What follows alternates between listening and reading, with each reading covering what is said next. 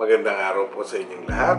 Ito po si Dr. Joey Carion, isang adult medicine primary care physician. Nagsasalita po sa inyo upang linawin ang tungkol sa isang bagay na nagsasabing pag inuubo, COVID-19 infection daw agad. So let's get the facts straight. Marami sa ating mga kababayan ang tinatanong si Dr. Google.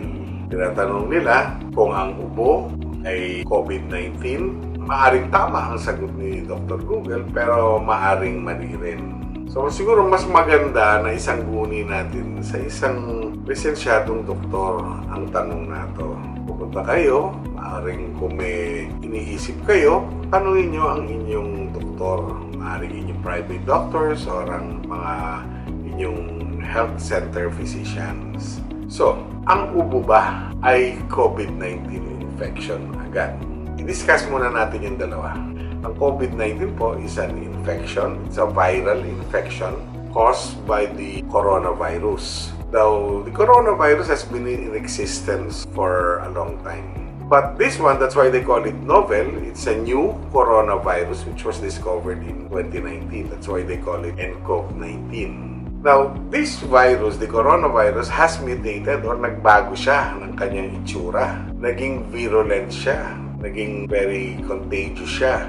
And at the same time, naging deadly siya.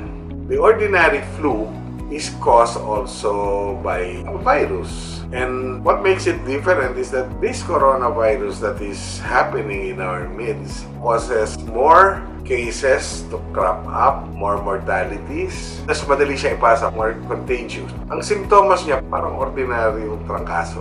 May ubo, may lagnat, parang pagod, nahihirapan huminga, tapos may mga minor symptoms tulad ng diarrhea or pagtatae, masakit ang lalamunan or sore throat, baradong ilong. So, parang ordinaryong flu. But what sets it apart is that pag tinignan niyo yung history, maaaring itong taon to bumiyahe sa labas ng ating bansa at galing sa isang lugar na may mataas na insidente ng COVID-19 infection. O di kaya, it is very common nowadays na that there is already local transmission. Hindi not necessarily na galing sa ibang bansa. Maaari nagsimula sa ibang bansa pero kumalat na ngayon among Filipinos. So it's already a local transmission. There are already areas in our country, specifically dito sa Metro Manila, marami ng cases ng COVID-19. So the transmission is already local, person to person. So kung ang taong to ay galing sa isang lugar na maraming COVID-19 at malalaman nyo sa kanyang history ng pag-alagala ito kung saan pumupunta despite the fact na tayo ay under extreme community quarantine, makikita nyo na punta pa siya ng punta kung saan-saan. So mas lalo siyang madaling mahawa. So these are the candidates na madaling mahawa for COVID-19 infection. So, like what I said, ang pinaka-importante dito sa history, maliban dun sa sintomas, is yung exposure to COVID-19 through local transmission or to a person that is known to be positive sa COVID-19. Tapos, ang nakakatakot po rito sa mga COVID-19, kumpara sa ordinary flu, mataas ang incidence ng pneumonia. So, it might start off as an ordinary flu-like symptoms but it progresses to pneumonia and subsequently, yung patient develops acute respiratory distress syndrome. That's why nahihirapan po silang huminga.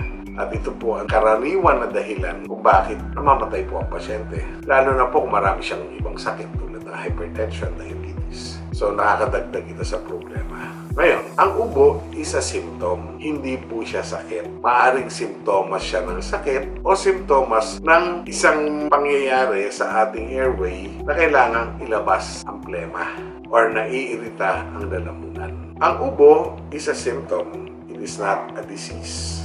Cough is a reflex mechanism of the body for the body to rid itself or para mailabas ng katawan ang plema o ang isang bagay na umiirita sa lalamunan niya. Tulad ng ordinaryong ubot-sipon na ating pangkaraniwang nakikita. Sa ibang pagkakataon po pwede nga dahil nasamit, inubo.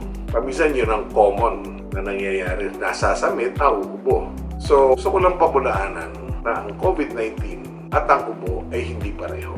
Hindi porke may ubo ka, may COVID-19 ka. Magkaiba yun. Isa sintomas, yung isa sakit. So ano ang ginagawa natin kung inuubo? Well, kung ang ubo is yung tinatawag nating non-productive cough or dry cough o yung cough na nakakairita lang, walang problema. Binibigyan natin ito ng gamot para maibsan yung nararamdaman ng pasyente. There are several medicines that we can give. For dry cough, we can give antitussives. Antitussives are medicines that are used to suppress cough.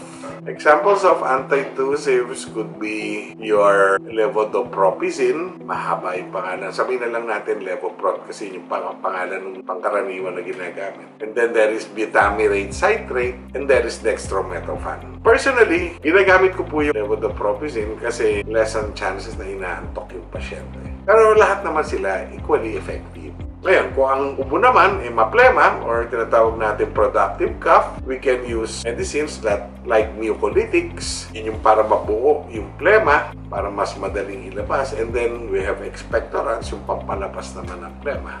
Again, cough is not COVID-19. Although in COVID-19, yung cough, okay, kasi ang gamot sa COVID-19, wala pa talagang gamot sa COVID-19. The only approved drug for COVID-19 as of this time is remdesivir, which has been approved and it will be used very soon in the treatment, and they have very good data to show the efficacy and safety of remdesivir. But we have to wait kung ano mangyayari nito. Pero yung mga simptomas ng COVID-19, ang isa dyan ay ubo. Matinding ubo daw ito, no? Kasi sabi ng mga pasyente, ibang klase yung ubo. Gusto na nilang himatayin or mamatay dahil sa hirap ng pag-ubo, sa sobrang tigas. Sa mga ganitong pagkakataon, pwedeng gamitan ng mga gamot na antitussive para matulungan yung pasyente na mabawasan yung kauubo niya. Maaaring hindi totally mawala, pero kahit pa paano makakatulong na mabawasan yung ubo. So whether it be an ordinary upper respiratory tract infection or it could be your COVID-19 na ubo, maaaring gamitin ang mga gamot sa ubo, particularly ang mga antitussives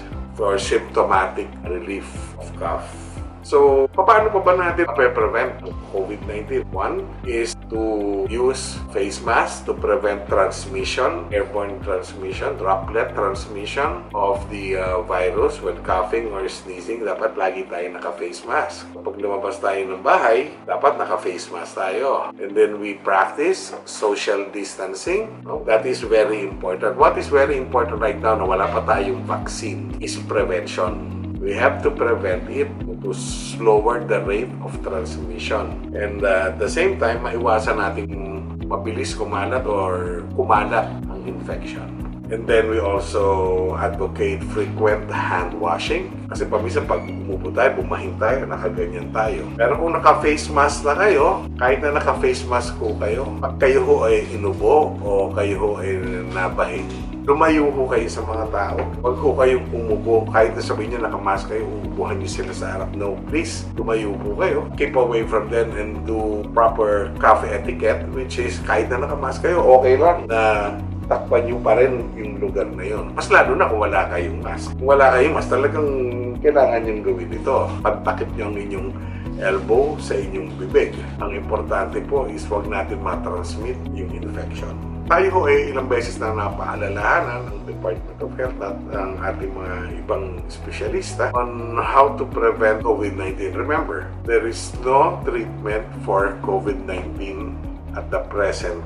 The best that we can do is to prevent it. We are still in the early stage of using medicines that we think would be effective, but we are still waiting for vaccination. Vaccines will be developed later on after several trials. We have to be sure that this is safe to be given to the public. Hopefully, naliliwanagan ko sa inyo ang isang bagay na laging bumapagapag sa pag-iisip ng ating mamamayan na ang ubo hindi COVID-19. Huwag niyong pandirihan ang mga taong inuubo. At yung mga taong inuubo naman, magkaroon naman kayo ng responsibilidad na huwag ko kayong umupo sa tapat ng ibang tao. Tumalikod kayo, lumayo kayo, at takpan ang inyong bibig. Pagkatapos, maghugas ng kamay. Tandaan po natin, social distancing para hindi ho madaling magkapasahan ng infection. At saka po, pakiusap lang po. Kung meron kayo nakasalamuha na COVID positive o galing kayo sa isang area na maraming cases ng COVID positive at kayo yung nagpakonsulta dahil parang kayo ay tinatrangkaso, huwag pong magsinungaling sa doktor. Sabihin po ang totoo. You will save lives by doing that. Maraming salamat po. Ako po'y nagsasabing magandang araw po muli.